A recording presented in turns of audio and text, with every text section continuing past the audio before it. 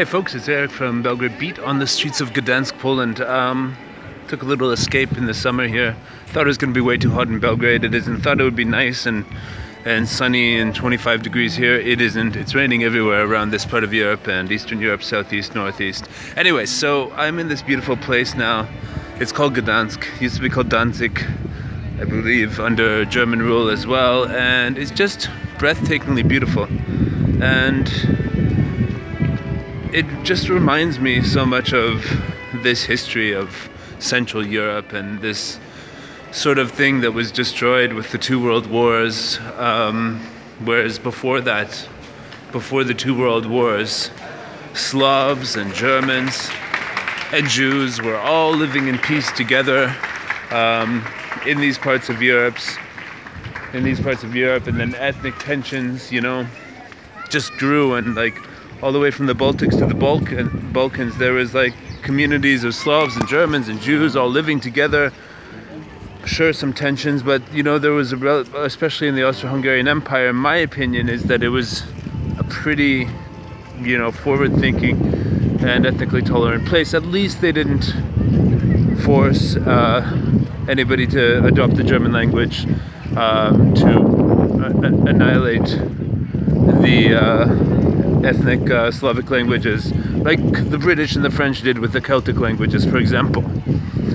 Anyways, yeah, so there's this beautiful city with all these beautiful influences of all, even Dutch culture was a big influence here, and I'm just walking around here and I'm like, wow, such a beautiful history of Europe in such a tragic sort of way that, especially in World War II, very quickly, or in World War I, these empires were deassembled and the whole Europe was destabilized. In World War II, just doubled down on the destabilization, and really in Slavic countries now it's very rare to find of course we all know the story, Jewish people, because they got cleansed by the Nazis, and then B, after the Nazis were defeated, all the German people who were, you know, mostly just ordinary people in this part of Europe, got kicked out.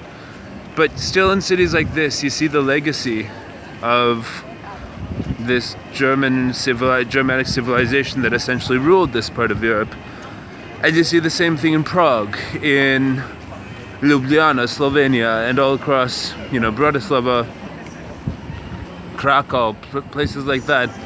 And it's very sad that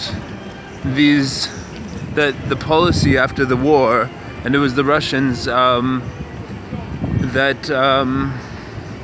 Russians and the British and Americans all decided, yeah, no, get these Germans out of these countries, or else, I guess, they thought it would happen again, what happened in the Second World War after the First World, whatever, I don't know. Anyways, my grandparents were, my father's parents were from Pressburg, which is now called Bratislava, and they could have stayed. They grew up speaking Slovak because they were they grew up after World War I, and they grew up in Czechoslovakia, and then, yeah. And then eventually what happened, folks? Well, they had to leave because the Russian communists persecuting them. Yeah, but I'm saying that this Slavic plus Germanic culture together, I mean, it has a glory to it that neither one of them has on its own.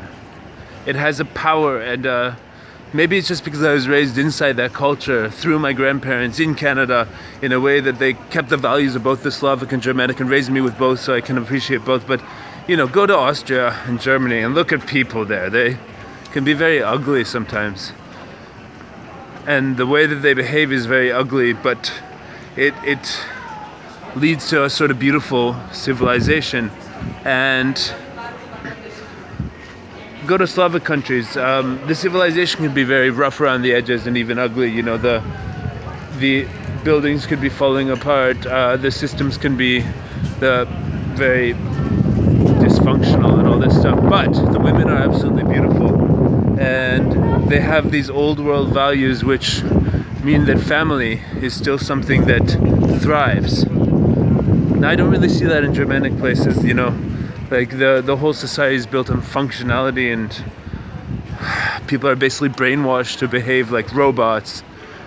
And so this is my thing, guys. Like, I'm an ethnic Slavic German, if I can boil it down to those two things. I grew up in Canada, but that's just because my family was exiled from their home because they were German. They're Slavic home because they were Germans. They were exiled from that.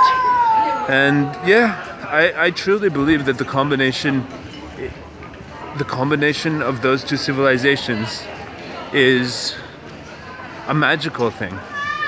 And indeed, still we have, you know, the most powerful in the nations are either Slavic or Germanic. You can consider American and Anglo countries Germanic at their core, maybe mixed with French or whatever, Latin culture. But yeah, I just think it's sad what happened still in the war, still that it's like, yeah, but Slavic nationalists would think that Germans were oppressors, and that's where I disagree.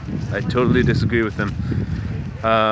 Because, yeah, I mean, we've lost a lot, folks. We've lost a lot of culture, a lot of history, and a lot of opportunity, and hopefully now in the future we can get it back. And that's why, actually, I grew up in some sort of Germanic society of Canada, speaking English, a Germanic language, and I had to move to a Slavic country to satisfy my soul, which I feel deep at its core. My feelings and my passion for life is essentially Slavic, and I would never be able to marry any other than a Slavic woman, I think. So what can I say, folks? It's a Slavic German conundrum that I've fallen myself into. Anyways, I'll be back in Belgrade in about 2 weeks. I'll maybe post another video from Ukraine, where I'm going next. Anyways, Gdansk, Poland, beautiful if you get a chance to